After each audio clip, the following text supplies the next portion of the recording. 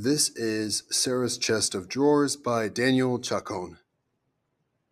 After Sarah died, they told me to go through her chest of drawers and pick out what we might want to keep and throw away the rest or give it away to charity. Why me? I asked, and they said it made more sense that way, since she was, in a sense, my other half. If Sarah were looking over us right now, my mother said, she would want you to be the one to go through her private things. My father, standing next to her, nodded in agreement. You never know, he said. There might be something inside the drawers that could be embarrassing for her.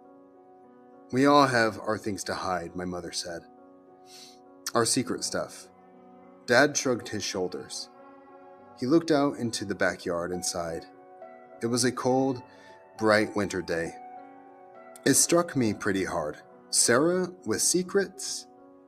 I had never thought about my sister's secrets, or that she would even have them. But I figured my parents were right. We all had them. I guess even I had some. And if I were to die right now, there would be a few items in my closet I may not want others to see. Nothing bad, like pornography or drugs, but things that belong only to me. I would feel violated if someone were to go into the corners of my closet and look for things. So what would Sarah have that was a secret? And if the dead can look at us, see us, watch our actions, and maybe assert a little bit of energy into our world, what would Sarah, at that moment, standing in the kitchen with our parents, want me to do? Would she want me to go through her chest of drawers, or would she want me to get a plastic trash bag, empty the contents into it without looking at them, and throw the bag into an anonymous dumpster somewhere in the city? Now, I felt with certainty that something more than underwear and socks, something terrible, was hidden in those drawers. I felt that my parents knew it too, and they wanted nothing to do with it.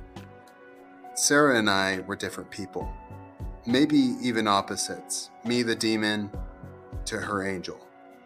Although it was not that simple or obvious.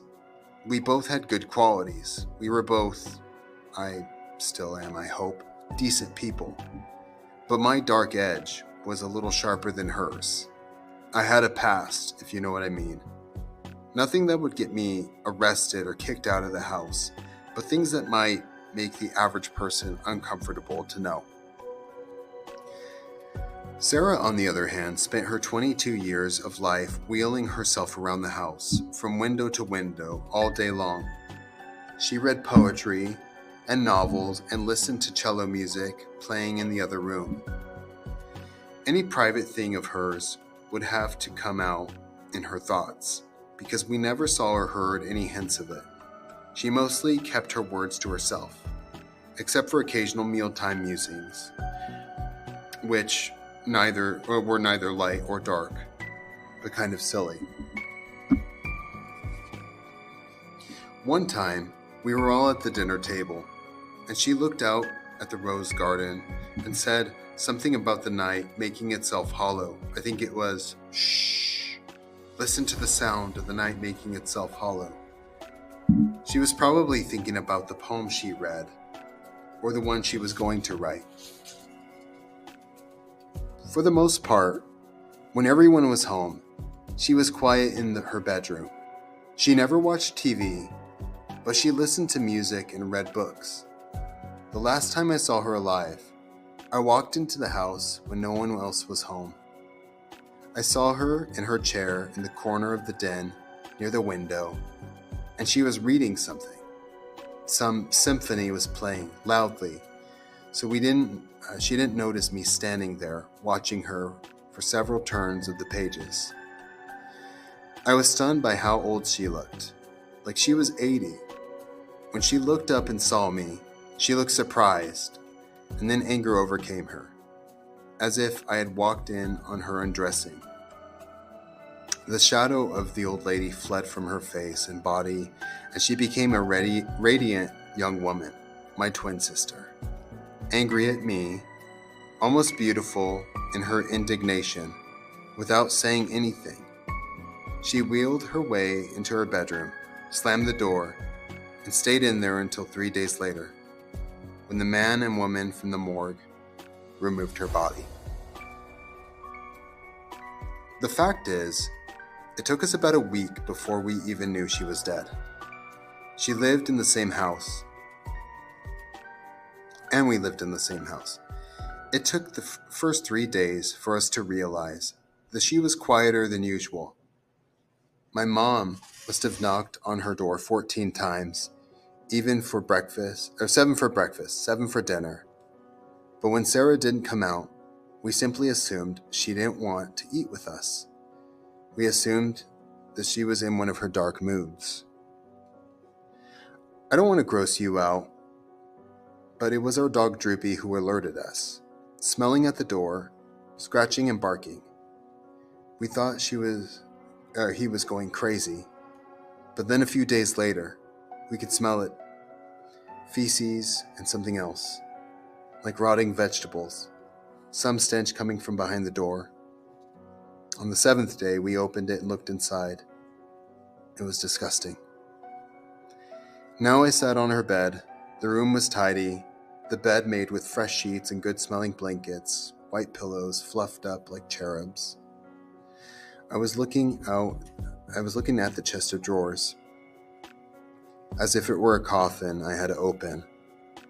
It was a tall wooden chest, an antique, the only piece of furniture Sarah insisted on having. My parents had paid a lot of money for it one Christmas, but boy, did it make Sarah happy.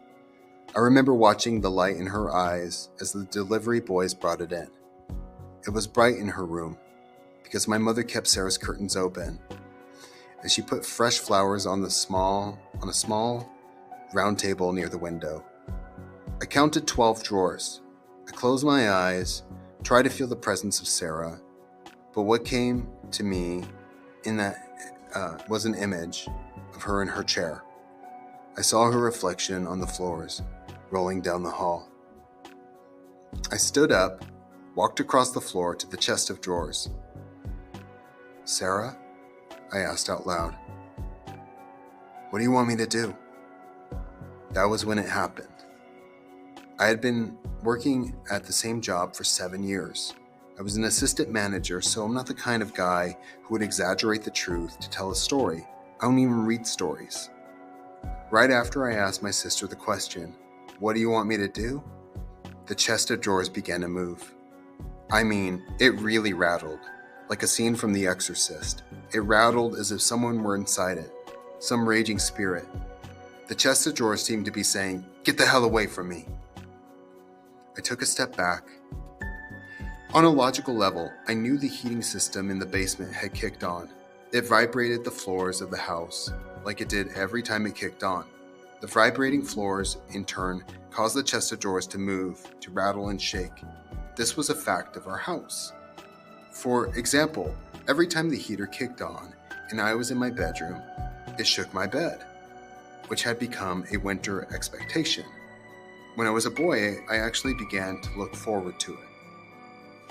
The fact that the chest of drawers was moving was not the remarkable thing. That happened all the time. Rather, it was the fact that it moved, and at the exact same time, I had asked the question. That couldn't have been random. What you have heard about twins is true. Sometimes they can share thoughts and feelings, even when they're not together. Sarah had just died, so it was possible that her energy was still around. One of the basic rules of physics, the law of conservation of energy, states that energy cannot cease to exist, it simply changes form.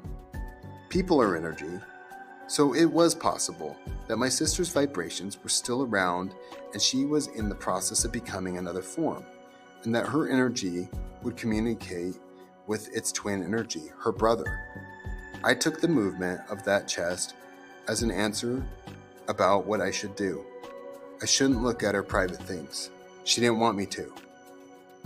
But then something even stranger happened. The heating system kicked on a second time. I don't know how. Usually it stayed on for hours, warming the house to the temperature set on the thermostat. And when it went off, it stayed off for at least an hour. But this happened within a matter of minutes.